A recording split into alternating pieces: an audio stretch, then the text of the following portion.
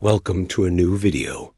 The story of Nosferatu has haunted cinema for over a century, its shadow stretching across generations of filmmakers, audiences, and the very language of horror.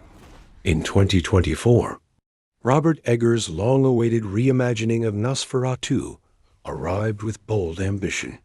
Fusing Gothic beauty with unrelenting dread, Eggers turned once again to folklore and atmosphere, presenting Count Orlok not just as a monster, but as an inevitable force of decay that creeps into every corner of life. With stark imagery, psychological intensity, and haunting performances, his version reintroduces Nosferatu to modern audiences, while staying true to its silent era roots. Eggers' film is not merely a remake, it is a love letter to cinema's earliest nightmares, while also a meditation on obsession, desire, and the fragility of human existence. To understand the weight of this story, we must return to where it began. The original Nosferatu, 1922, directed by F.W. Murnau, remains one of the most influential films ever made. Although an unauthorized adaptation of Bram Stoker's Dracula, the film transcended legal disputes to carve its own identity in cinematic history. Max Schreck's unforgettable portrayal of Count Orlok gaunt, rat-like, and otherworldly established the visual language of the vampire on screen. Murnau's use of shadows, distorted angles, and eerie landscapes defined German expressionism and created imagery that still chills us today. Even in silence, the film screams with tension, its slow inevitability mirroring a nightmare from which one cannot wake. Nosferatu miraculously survived, becoming an immortal ghost of cinema itself. Werner Herzog's Nosferatu the Vampire, 1979, approached the tale with reverence and melancholy. Casting Klaus Kinski as the tormented count, Herzog shifted the focus from pure horror to tragic romance. With lush cinematography and hypnotic pacing, Herzog reimagined the story as a meditation on death and decay, a haunting poem about the inevitability of suffering.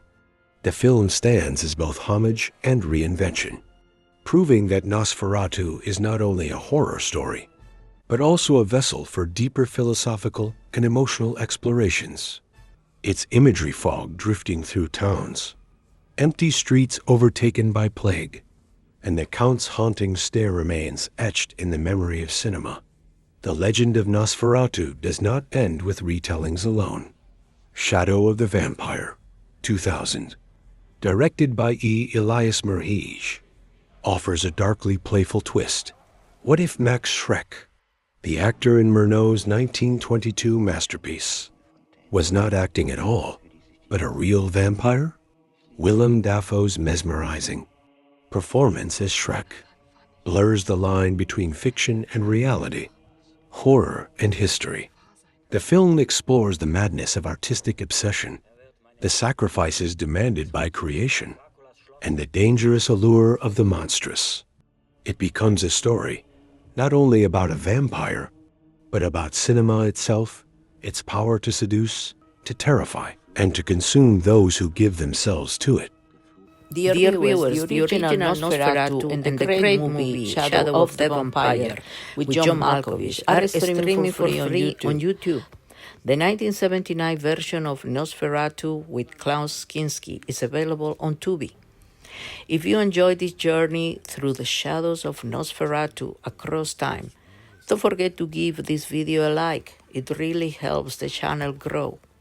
I'd also love to hear from you which version of Nosferatu is your favorite, and what do you think about the way each film reimagines the vampire's legend. Share your thoughts in the comments below. I always enjoy reading them. And if you haven't already, be sure to subscribe for more deep dives into film history and timeless classics.